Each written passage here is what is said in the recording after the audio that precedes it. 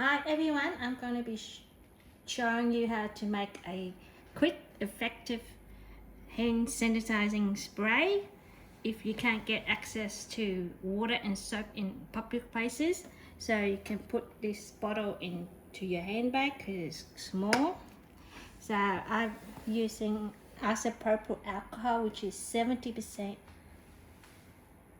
by volume, and I pour into this cup with a little nozzle. It's easier to pour into the bottle from the straight with the big bottle to the small cup, and I pour into here. I'll show you like this.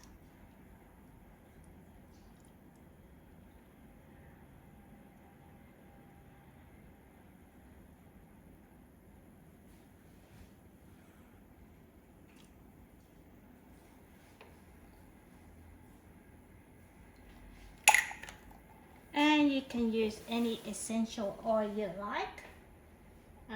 Lemongrass, I've got lavender and spearmint, or you can use peppermint as well. They're all antibacterial. So just a few drops of whatever essential oil you like. I'm going to be use the lemongrass.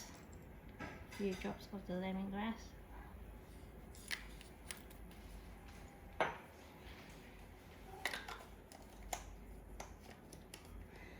And you just shake the bottle up like this. And here we got our hand disinfectant spray. You only use it when you can't get access to soap and water.